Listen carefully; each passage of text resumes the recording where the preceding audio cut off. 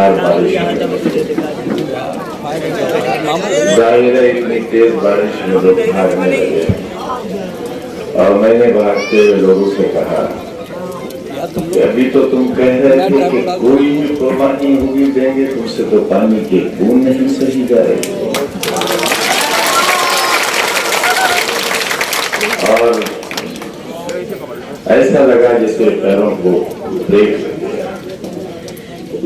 सारा मजमा वहीं रहा। बारिश इतनी तेज हुई कि मैदान में कई फुट पानी भर गया और ज़फ़रयाब जिलानी जब कूदे स्टेज से तो फिसल गए और पैर टूट गया। पीछे कर लो, पीछे कर लो। जो तकलीफें गुजर रही हैं वो उन तकलीफों का एक हिस्सा है जो पूरी उम्र तालिब इल्म जिंदगी से लेकर आज तक सिलसिला जारी था, सिलसिला जारी है। और देखना यह है कि इस दौर में थकता कौन है, जालिम या मज़लूम। और आपसे मैं तो कह चुका हूं खजान खा के कुएं पर कि अल्लाह ताला ने सिर्फ सब्र करने वालों से ही साथ देने का वादा किया है और किसी से वादा नहीं किया है। आज इस मोहल्ले में बोलते हुए कोई बहुत अच्छा यूं भी नहीं लग रहा है कि मरहूम नजाकत भाई हमारे साथ हुआ करते, आज वो नहीं है। और यही जिंदगी का निजाम है। अच्छे लोग नहीं तो बुरे लोग कैसे रह जाएंगे। जिन बुरों ने ये समझ लिया है कि वो इख्तिदार का पट्टा लिखवा कर आए हैं, ऐसा नहीं है। हमने मिसेस इंदिरा गांधी का भी दौर देखा। राजीव गांधी से ज्यादा तो किसी के पास एमपी थे ही नहीं, चीथड़े भी नहीं मिले उनके से। तो जब कुदरत इंतकाम देती है तो ऐसा होता है कि संजय गांधी होते हैं जिंदा और मिलते हैं नीचे हिस्सों में। कुदरत का इंतकाम बड़ा सख्त है और जब अल्लाह किसी पर मेहरबान होता है तो हेलीकॉप्टर उड़ता है बुलंदियों तक आखिरी और पर टूट के निकल जाता है और हेलीकॉप्टर फिर भी वापस नीचे उतर आता है। हालांकि हम तो उस हेलीकॉप्टर में ये सोचते थे कि अल्लाह क्या चीज दफन होगी, हमारी राख भी कहां मिलेगी, दफन क्या होगा। लेकिन देखो जापूरा के साइयां मार सके अजहर खां जेल में बंद गई, बीवी के जिंदाबाद के और आज सारा दिन अजहर खां जिंदाबाद के नारे लगे। सच्चाई का मुकाबला कौन कर सकता है। और जो लोग विकास की बात करते हैं उन्हें तो अपनी जबान काट के फेंक देना चाहिए।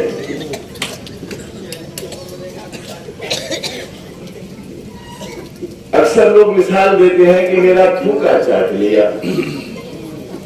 अब मेरे मुंह में तो इतना थूक भी नहीं बचा के ये चाहते हैं।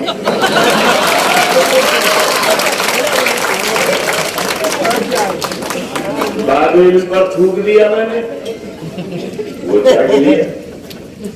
सिर्फ इनकी जबानें बड़ी लबलब वाली हैं, वही है ये किस्तंजी के ढेरे वाले।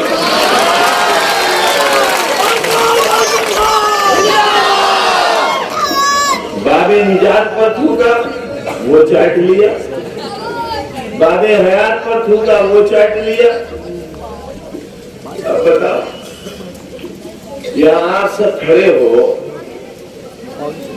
अगर तुम्हें से किसी वालिद ने दूसरा तीसरा ब्याह कर लिया हो तो माँ तो दो हो सकती है, तीन हो सकती है, लेकिन बाप भी दो सुने हैं किसी के। आज के जमाने में बाप भी दो होने लगे हैं। एक दरवाजे के दो नाम, एक दरवाजे के दो नाम। फिर कुछ शर्म है तो करो। कोई हया तो करो, कुछ तो बना के दिखा दिया होता। अच्छा चलो दरवाजा नहीं बना पाए थे, कुछ और बना दिया होता। पुलिस लाइन के आगे कितना बड़ा ट्रेनिंग सेंटर बना हुआ है, पूरे हिंदुस्तान से ऑफिसर्स आते और उनकी ट्रेनिंग यहाँ होती है। एक तरफ ट्रेनिंग सेंटर है और दूसरी तरफ हॉस्टल है, उनके रहने का इंतजाम। कितना कारोबार बढ़ता रामपुर का, सब खत्म हो गया, नहीं हो सका। यूनिवर्सिटी को नुकसान पहुंचा दिया। आज अलीगढ़ या बनारस में क्या चीज पहचान है?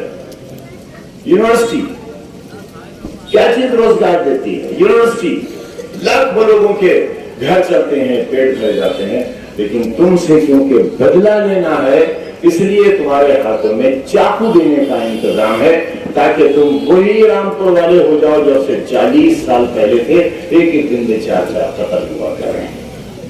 बड़ा खतरनाक मंसूबा है, इरादे बहुत बुरे। 80 लाख रुपए का एक चाकू तैयार किया गया है तुम्हारी पहचान बनाने के लिए। आरपीएस बंद कर दिया गया और खाली करा लिया गया। उसमें अफसरान के बच्चे भी हैं, पुलिस वालों के हैं, सरकारी मुलाजमीन के हैं, क्योंकि पुलिस लाइन सामने है, इसलिए पुलिस वालों के बच्चे बहुत तादाद में हैं वहां। कितनी मामूली फीस में कितनी अच्छी वहां तालीम दी जाती है, खाली करा दिया। कहीं दुनिया में नहीं सुना होगा, आपका संवैधानिक कॉन्स्टिट्यूशनल राइट है, दस्तूरी हक है कि ये सरकार की जिम्मेदारी है कि वो आपके इलाज का इंतजाम करे और आपकी शिक्षा का इंतजाम करे। इलाज का इंतजाम भी हमने कर दिया तो अस्पताल बन गया, वरना ऑक्सीजन यहाँ नहीं मिलती। न जाने कितने लोग ऑक्सीजन की कमी से तड़प के मर गए होते हैं। और लाख बुरे हैं हम, हमारे ही मेडिकल कॉलेज की इमारत इस्तेमाल हुई कोरोना में। अरे कितना चाट हो गया, तो तुम्हारी जबान भी निकल के लटक गई होगी, कितना चाट। वाह भाई वाह। अच्छा मैं थोड़ा बेवकूफ आदमी हूं, आपको मालूम होगा कोई काम अगर कराया हो, अरे फ्यूज बल्ब नहीं लगवा सके तुम, जो बंदे पर हमने एंटीक लैंप्स लगाए थे वो तोड़कर ले गए, उसको नहीं लगा सके तुम। बैंक से लोग उठाकर ले गए, सरिये काट के ले गए, वो नहीं रोक सके तुम। हम आपसे वायदा करते हैं इंशाअल्लाह सरकार भी बनेगी।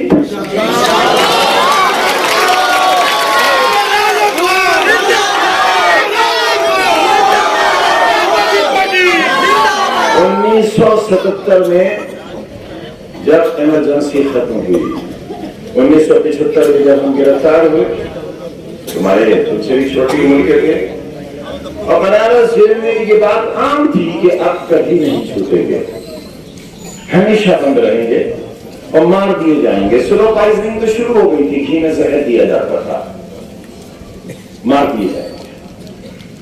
लेकिन 1.5 साल के अंदर ऐसा तख्ता पलटा कि पार्लियामेंट ने मिसेस इंदिरा गांधी की मेंबरशिप खारिज कर दी, पासपोर्ट जब्त कर लिया, हिंदुस्तान से बाहर जाने पर पाबंदी लगा दी। पार्लियामेंट भंग हुई और हिंदुस्तान की सारी असेंबलियां डिसॉल्व हो गई, सारी असेंबली। जब हम पहली बार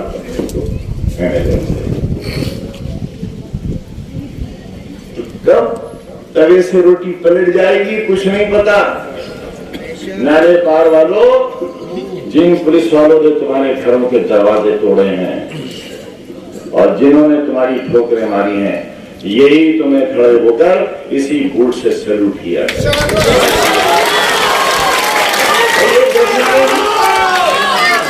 ये 40-42 साल की सियासी जिंदगी का तजुर्बा यही है।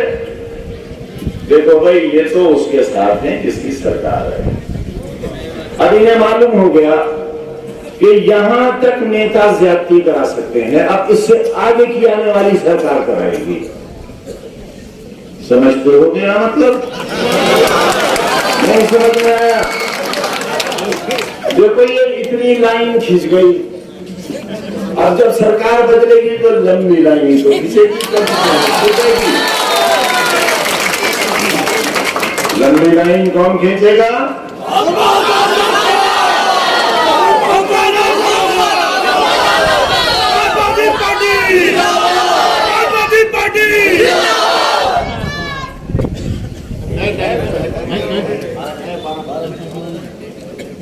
पैसा ना कल कम था ना इंशाल्लाह कल कम होगा। बहुत पैसा था हमारी सरकार में। ये कहते हैं पैसे ही नहीं है, पता नहीं भाई कहाँ इतना ऐसा बढ़िया हाजमा है माशाल्लाह, ऐसा बढ़िया हाजमा है। बताओ जो लोग सारे देश के हवाई अड्डे हजम कर जाएं, कितना बड़ा पेट होगा। जितने बंदरगाह थे वो हजम कर गए, सोचो कितना बड़ा पेट होगा। लाल किला पेट में रख लिया। अच्छा ताजमहल नहीं रख रहे ना, वहां फातिहा न पढ़ने आ जाए कोई, खबर नहीं रख रहे पेट में। जहाज रख लिए, शिप रख लिए, लाल किला रख लिया, ताजमहल नहीं रख रहे कि वहां शाहजहां भी है और मुमताज भी है।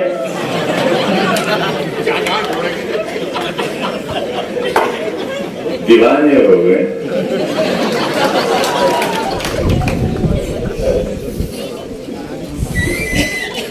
अच्छा मौसम में अच्छी अच्छी बातें करो। मैंने पहले भी कहा था नाले पार का नाम बदलिए, आपने नहीं बदला। लोगों ने अपनी बल्दियत बदल दी, आपने मोहल्ला नहीं बदला।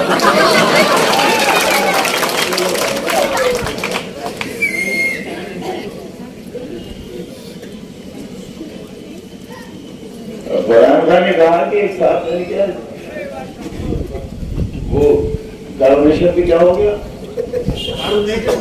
कार्बोनेशन पे वापस आ गया। एक साहब का ये भी हुआ।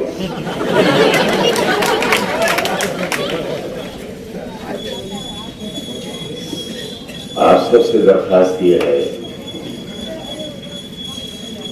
कि आप छोटी छोटी सी नाराजगियों की बुनियाद पर हमारा साथ न छोड़िए, क्योंकि आपकी हर ज्यादती को हमने अपनी तकदीर समझा। आपने पार्लियामेंट हमारी छिनवा दी, हमने अपनी तकदीर समझा।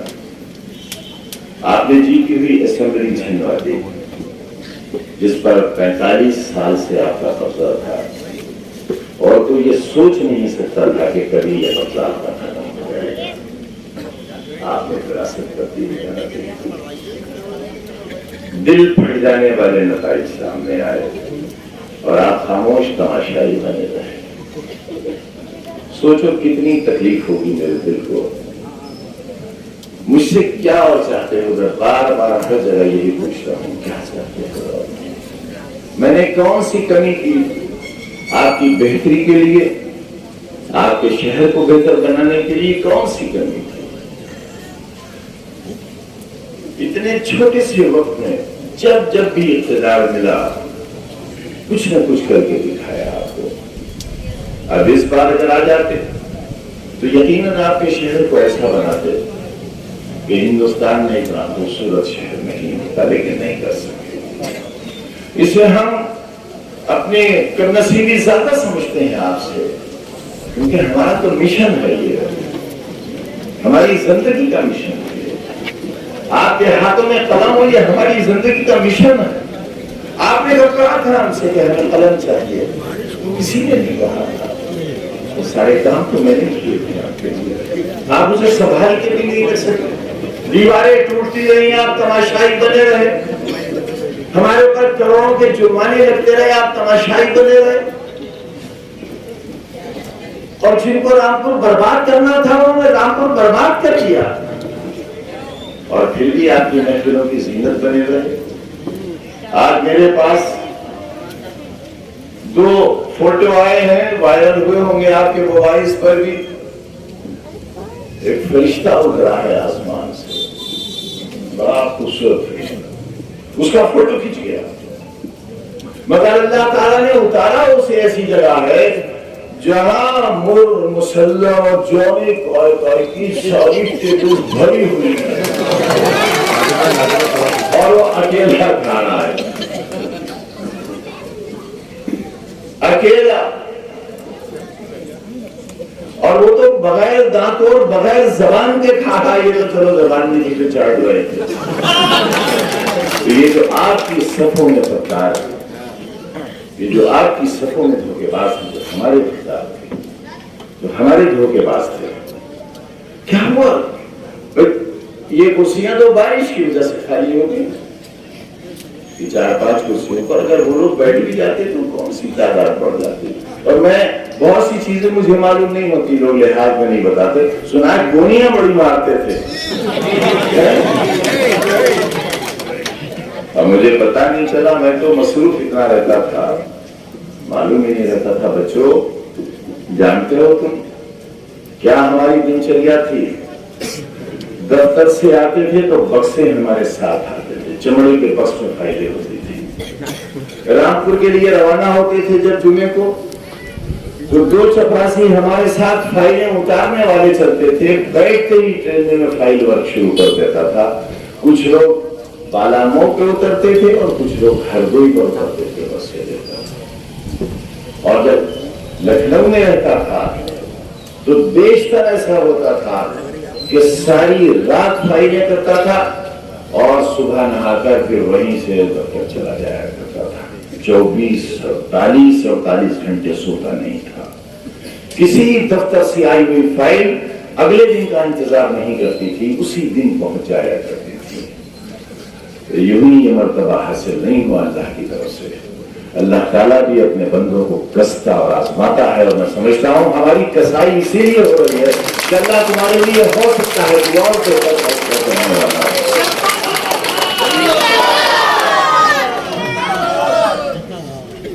क्या ये बात अच्छी नहीं होती कि जो लोग फातिमा बी के मुकाबले में खड़े हैं उन्हें इतनी गैरत और हया होती कि लानत के तौर डालने के बजाय वो इनसे वास्तेदारी और रिश्तेदारी निभाते, इनके मुकाबले में खड़े नहीं होते। चलिए एक साहब तो भाजपा के हैं, समझ में आता है। एक साहब इनडायरेक्ट भाजपा के हैं और एक साहब वो हैं जो मैं 40-50 साल से कहता चला आया कि नवाबों के आगे इतने झुके कि कमर ही टेढ़ी हो गई, जो सीधी नहीं हुई करती। एक साहब ऐसे ही लड़ रहे हैं जो मोहतरमा के आगे बिल्कुल कुड़क मुर्गा बने हुए हैं, बिल्कुल कुड़क। अरे जब तुम्हारी अपनी कोई हैसियत नहीं रहती और इतना सर झुका लिया जो कभी अल्लाह के आगे भी नहीं झुकाया, सच और सीना तान के उनके सामने खड़े कैसे होंगे, उनके जुल्मों का हिसाब कैसे होंगे। तो कभी ऐसे शख्स को ताकतवर दो जिसकी रीढ़ की हड्डी ना हो। मशीन लाकर यूनिवर्सिटी में छुपाने वाली पुलिस का जो जवाब फातिमा जबी ने दिया, मैं समझता हूँ रामपुर में किसी के अंदर वो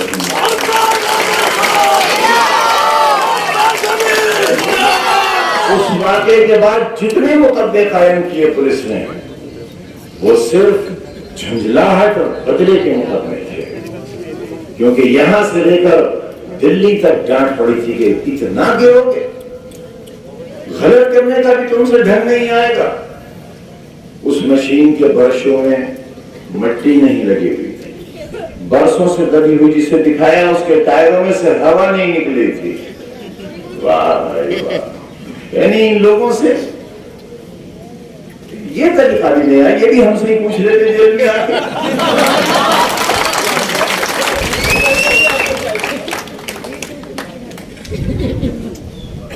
यार इतनी बड़ी तादाद में और सच्ची रामपुर का कब्जा कर लूंगा, सब साथ में रहो तो।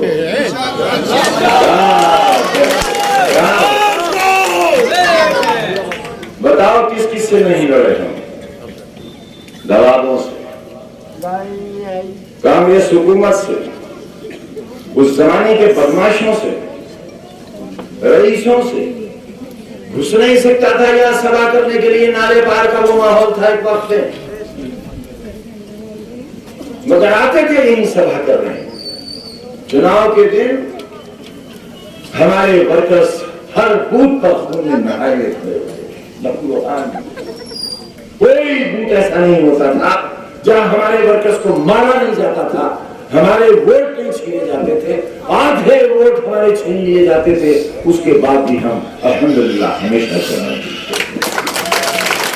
यही वजह हुई, जान लिया कि हम इसे हरा तो नहीं सकते, लाओ हटा दे। वाह बादशाह वाह, मैंने कहा था ना बादशाह झूठा नहीं होता, और झूठा हो तो बादशाह नहीं होता। भूल जाते हो हमारी बातें, याद नहीं रखते। आप सबका बहुत बहुत शुक्रिया। इस मौसम में जो रुके हैं वो हमारी दौलत, हमारी ताकत है, हमारे दिल का टुकड़ा हुआ,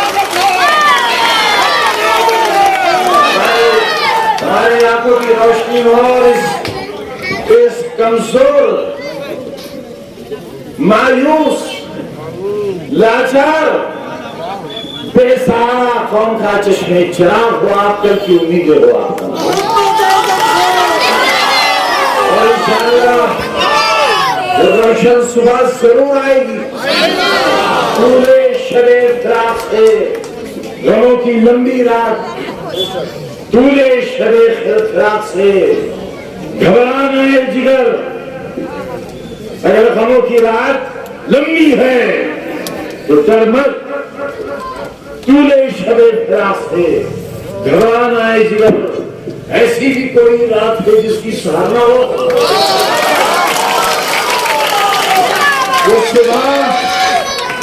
वो सुबह जरूर आएगी इंशाअल्लाह। सूरज बन जाओ और ऐसी रोशनी दो कि दुनिया के अंधेरों को खत्म कर दो। रामपुर वालों, तुमसे लोग डरते हैं, इसीलिए तुम पर जुल्म करते हैं, डरते हैं तुमसे, और ये डर ही तुम्हारी ताकत है, ये डर ही तुम्हें हौसला देगा। मगर अपने हाथ से कलम मत छोड़ना, चाकू मत पकड़ना, तुम्हें इंसानियत की हिफाजत करनी है और आने वाली नस्लों के मुस्तकबिल को संवारना है। बहुत